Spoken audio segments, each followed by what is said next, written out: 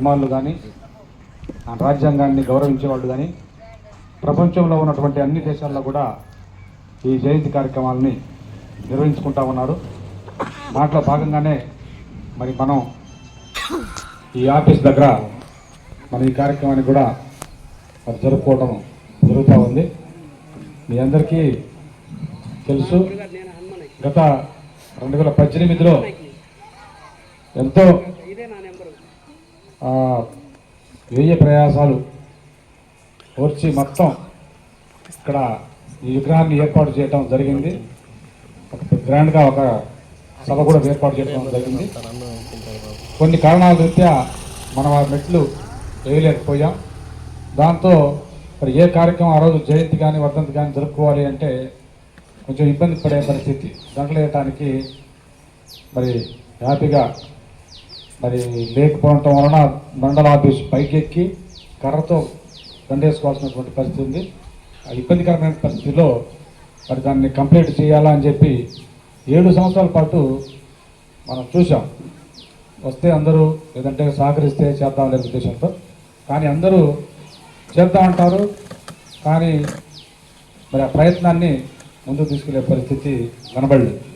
అందుకోసం ఎట్లయినా సరే ఈసారి మనం ఆఫీస్కి వచ్చినప్పుడల్లా చూసినప్పుడు చాలా బాధ అనిపిస్తుంది. ఇంత కష్టపడి మండల ఆఫీస్ కాడ బొమ్మ వేయటం అంటే మామూలు విషయం కాదు. మీరు చూడండి, రాష్ట్రంలో కానీ దేశంలో కానీ ఇక్కడ ఆఫీసులు చాలా తక్కువ ఉంటాయి. బయట సెంటర్లో కానీ అన్ని చోట్ల ఉన్నప్పటికీ కూడా కొన్ని ఆఫీసులో తక్కువ ఉంటాయి. కానీ మనం ఇక్కడ వేయించిన తర్వాత దాన్ని మరి ఆ రోజు గౌరవంగా చాలా గ్రాండ్గా చేసుకోవాలి అని అంటే దండేసుకునే పరిస్థితి ఇక్కడ లేనటువంటి పరిస్థితి. అందుకోసం అట్లా కాకుండా కంపల్సరీగా ఈసారి దాన్ని ముగించాలి, కంపల్సరీగా వేసి అని చెప్పి ప్రయత్నం చేశాం. సునీలు, అంతకుముందు కమిటీలో ఉన్నటువంటి దేవయ్య అంతకుముందు కమిటీలో ఉన్నటువంటి వాళ్ళందరూ మరి ఒక్కొక్కరు మొత్తం సైడ్ వెళ్ళిపోవడం జరిగింది. అంటే ఈరోజు వాస్తవాలు కొన్ని విషయాలు మాట్లాడుకోవాలి కాబట్టి నేను చెప్తున్నాను.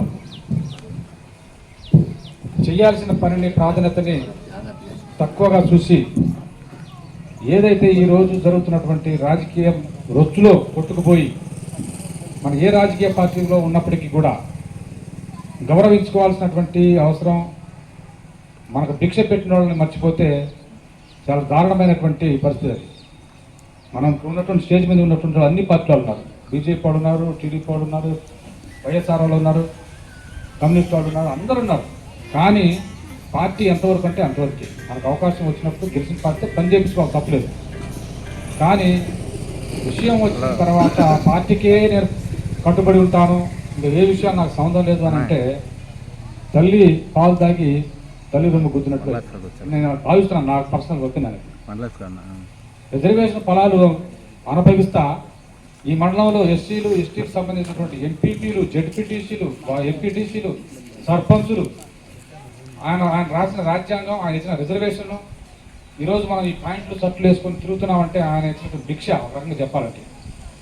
గతంలో బ్రిటిష్ వాళ్ళు పరిపాలించినప్పుడు కానీ తర్వాత కానీ చాలా వివక్షతకి గుళ్ళు దగ్గర రానియకుండా, లేదంటే కనీసం మనం ఏదైనా కార్యక్రమం చేసుకోవాలంటే ఊర్లో రానియకుండా ఎంతో దారుణమైనటువంటి ఆ హక్కులు ఏదైతే మన రాజ్యాంగంలో ఇచ్చినటువంటి హక్కుల వలన కొద్ది గొప్ప మన రిజర్వేషన్ ఫలాన్ని అందుకొని ఈరోజు మనం చదువుకున్న తర్వాత ఉద్యోగాలు చేస్తా, రాజకీయంగా పదవులు అనుభవిస్తా ఈ రకమైనటువంటి రావడానికి కారణం ఆయన.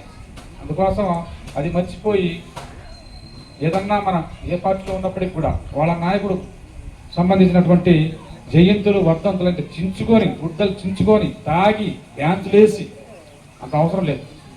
మీరు వేసుకోండి, దండలు వేసుకోండి, మామూలుగా జరుపుకోండి. కానీ ఈరోజు ఇట్లా అంబేద్కర్ గారి జయంతి కార్యక్రమం ఉందని చెప్పి మండలం మొత్తం తిరిగాము, చెప్పాము అందరికీ.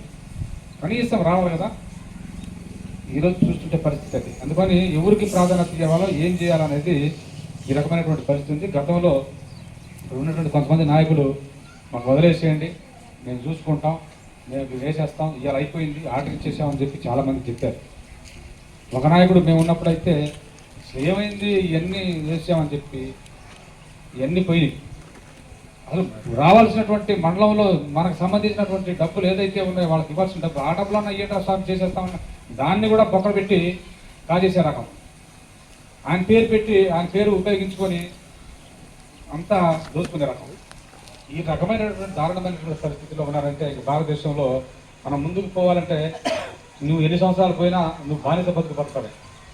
రాజ్యాధికారం రావటం కాదు కదా, బానిస బతుకులు ఒకరి కింద బతికే పరిస్థితి. ఎన్ని రోజులైనా 80% ఉన్నాడు బానిసుగా ఉంటాడు, 15% ఉన్నాడు రాజ్యాన్ని ఏపుతా ఉంటాడు, నిన్ను కాళ్ళ కింద తొక్కుతూ ఉంటాడు.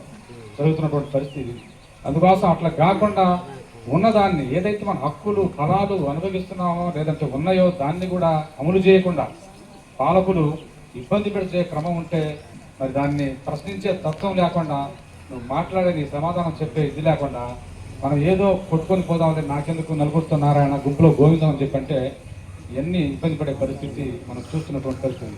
అందుకోసం ఈరోజు ఈ కార్యక్రమం కాదు, నాకు సంబంధించి ఎక్కడైనా సరే మనం ఏదన్నా చెయ్యాలి అనుకున్నప్పుడు గట్టిగానే నీతి నిజాయితీగా దాన్ని చేసి మనం ఉన్నటువంటి మన మీద ఎవరైనా మన కోసం ఏదైనా సహాయం చేయమని చెప్పంటే మన చేతనైంది ఆ సహాయం చేయడం డబ్బులు కాదు, వాళ్ళకి సలహా ఇవ్వటం కావచ్చు, లేదంటే ఇంకా ఏ రూపంలో కావచ్చు, ఉన్న విషయాన్ని తెలియజేయడంలో కావచ్చు, ఇవన్నీ మనం చెప్తే అదే పెద్ద సహాయం.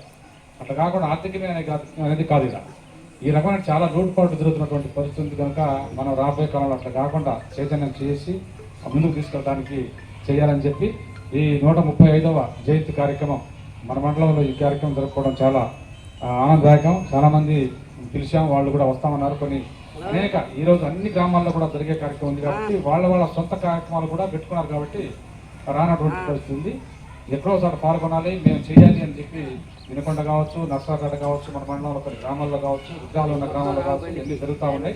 అయినప్పటికీ మనం తక్కువ ముందు వచ్చారని చెప్పి మనం నిరుత్సాహపడాల్సిన అవసరం లేదు. మనలో ఆ చైతన్యం ఉంటే ఎంతమంది వచ్చినా మనం ఏం చేస్తున్నాం అనేది తెలిస్తే బాగుంటుంది. అందుకోసం దానికి సంబంధించినటువంటి కార్యక్రమం మరి తొందరలో మనం